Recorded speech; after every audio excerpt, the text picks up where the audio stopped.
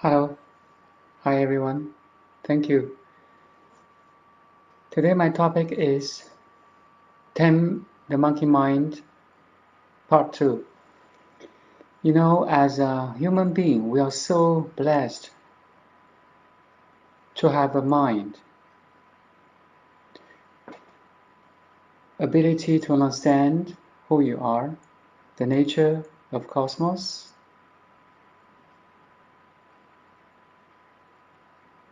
our environment, who am I, all the profound questions. We have that potential.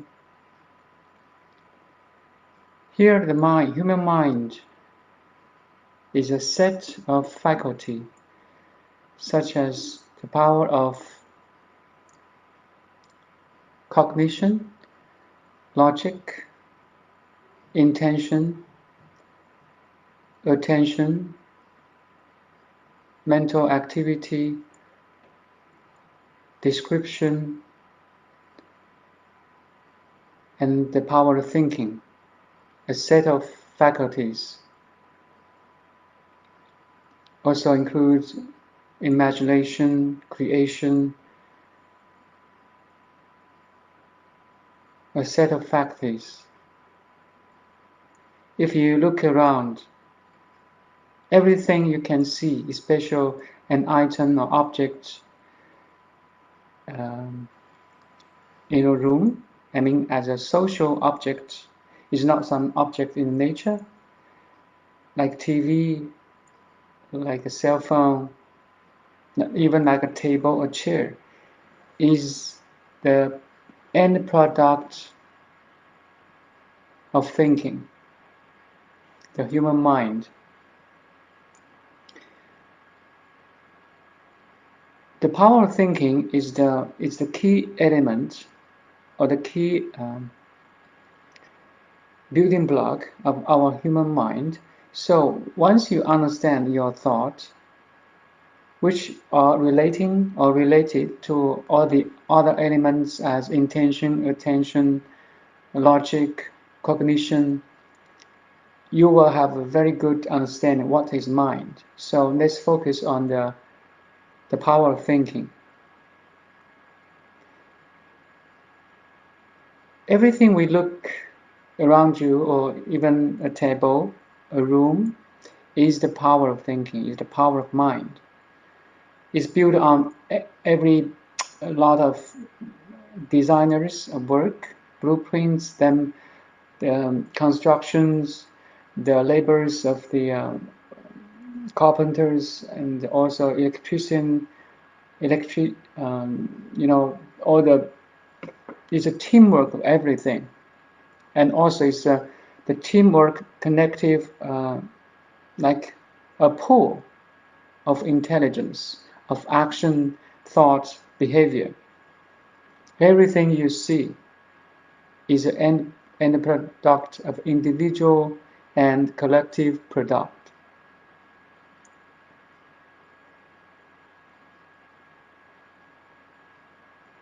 That's the constructive aspect of human mind, but it is this very mind, a power of thinking, that leads us to destructive too.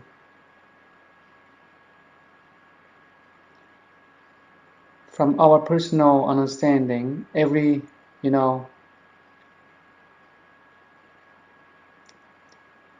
fight or fighting with the family members, the emotional disturbance,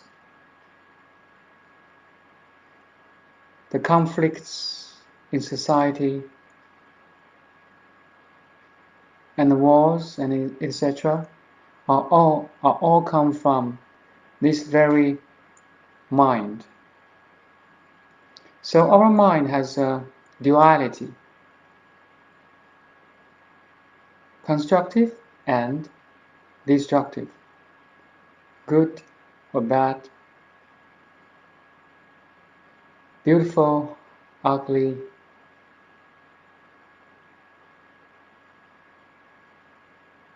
white or black, all kinds of these dualities.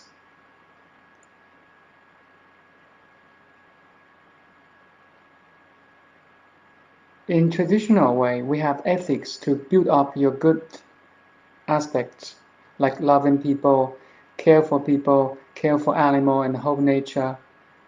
Ethics is doing this job, and it has done very good job. But from a Buddhist point of view, it's not complete, because you're still in the domain of thinking.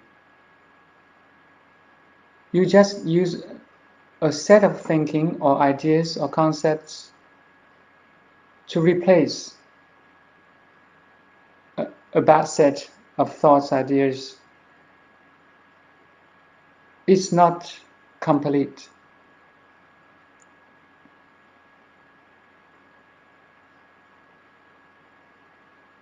In Buddha's teaching, if we can be free of all these ideas, concepts, judgments, descriptions, concepts,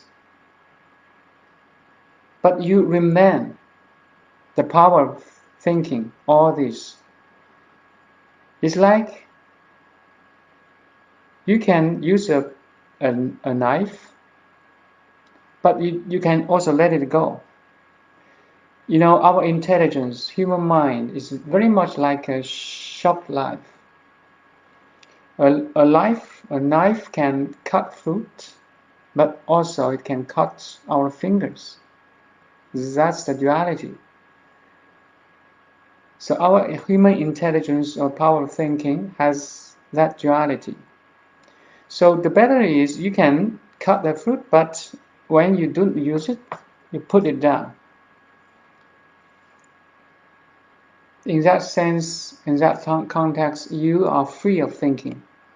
You are free of all emotional disturbance, the dualities.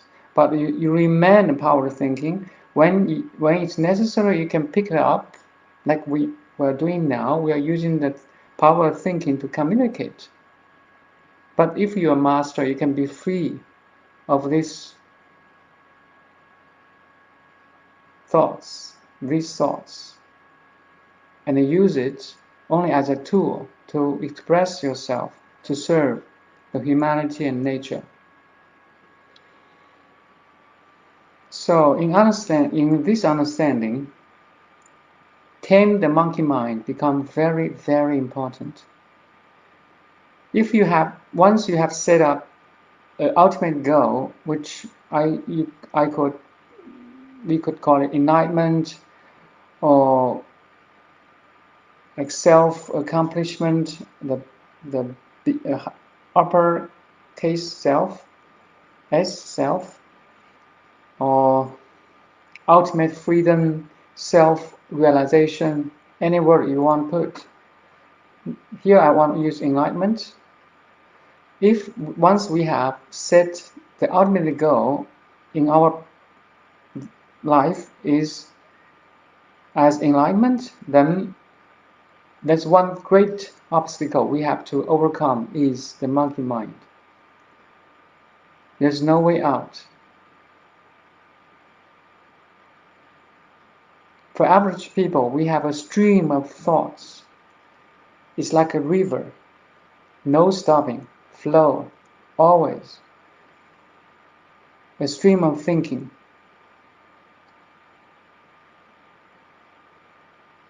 Like we are totally in the thinking, you cannot stand on the bank of the river and watch it. If you are a frequent meditator, you can like step out of thinking, the river of thinking, and stand by at the bank and watch it. We can practice this right now.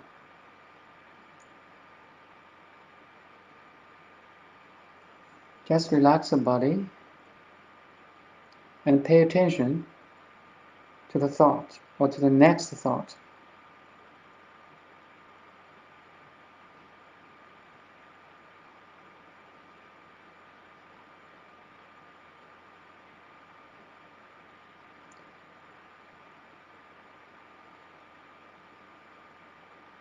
Just purely observing. Don't resist, don't follow. Let it come, let it go.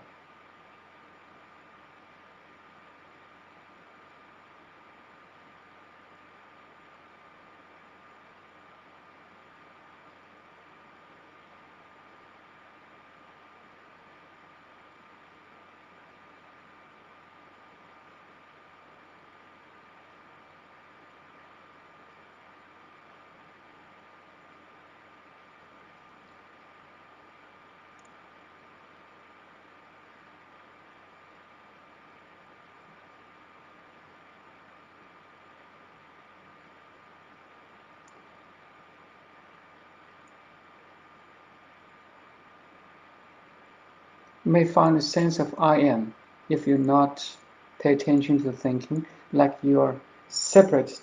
The subject is separated from the object of thinking. I mean, object here refers to thinking. So you look at your thoughts, there's a separation, there's a space between subject and object thinking.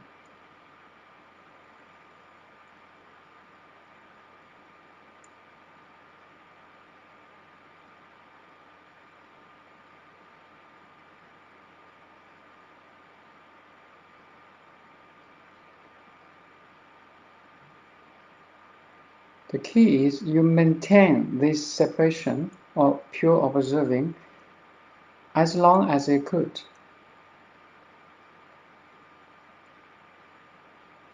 Thoughts arise, let it go. Thoughts arise, let it go.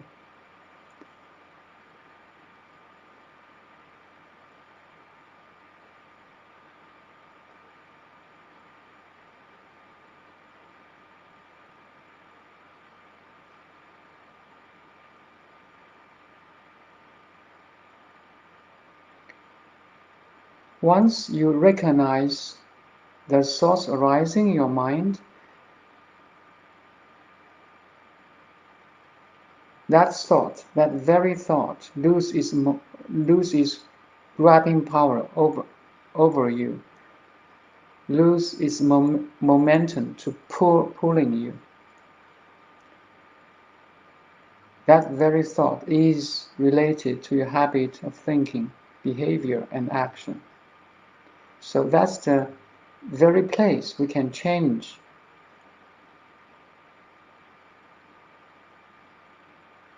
We can fully understand who I am.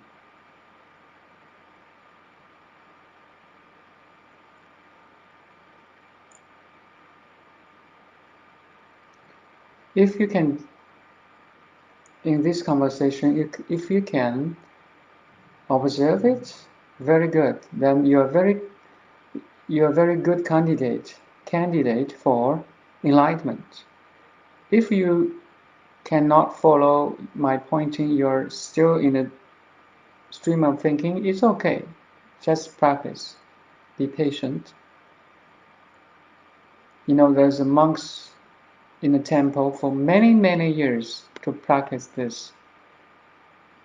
Tame the monkey mind is the first step of enlightenment. It's an obstacle in the path of awakening. We have to tame it. Taming the monkey mind does not mean ignore it.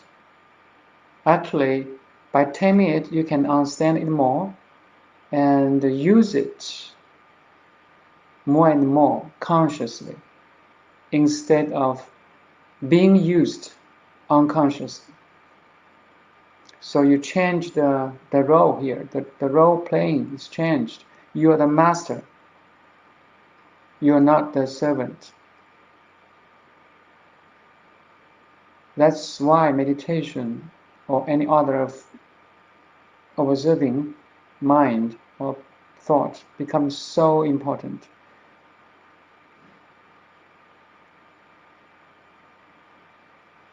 We can start from very simple action in our life, that when you go to wash your hands, you just be present.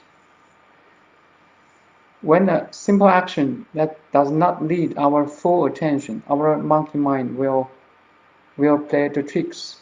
You're thinking tomorrow, you're thinking yesterday.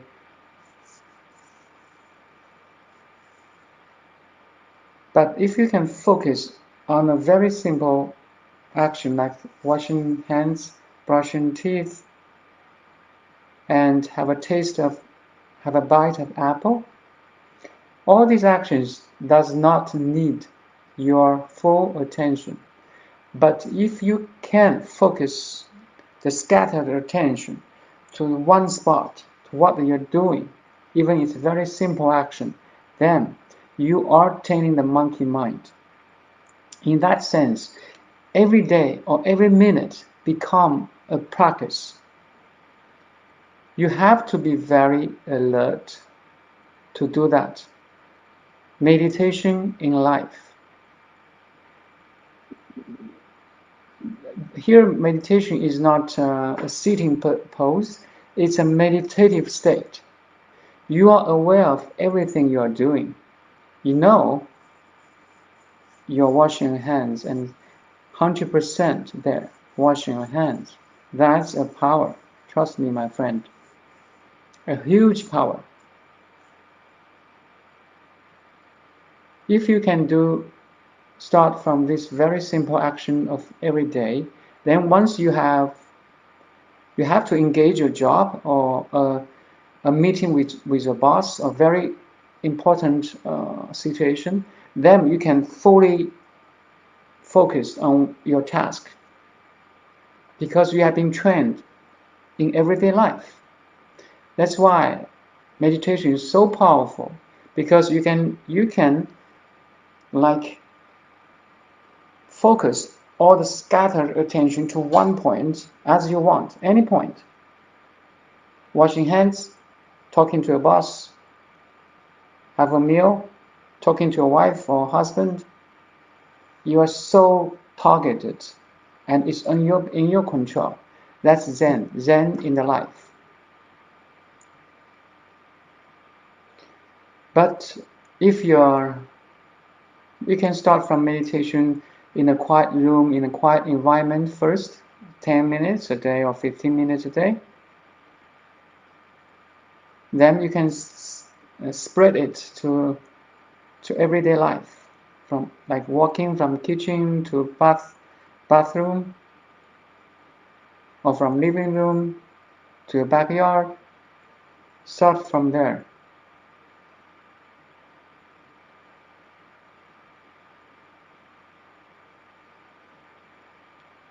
Again, as conclusion, once you set up your ultimate goal in this life is enlightenment. So tame the monkey mind is a must do. There's no other way. There's only one exception, sudden enlightenment. For very rare people, they can have sudden enlightenment without any practice. The practice, I call it here, is a gradual enlightenment. So sudden enlightenment, there's only once a man in the history of Buddhism. If you know in Zen Buddhism or Chan in China, there's only one, Huineng, the master of Huineng. He got enlightened in one sentence, while a sentence or a text in the sutra, Diamond Sutra. Only one man in the history, thousands of years, have that sudden enlightenment. So let's talk about gradual enlightenment. Practice, perseverance is the key. You have to do it every day, every hour, and spreading to every minute, every second of your life. Then you must be enlightened. If you have that persevere, you have that consistency to do it, to fulfill your ultimate dream, self-realization. Nobody can stop you. Nobody. Nothing can distract you. Because you're so focused in your path of awakening. Like now.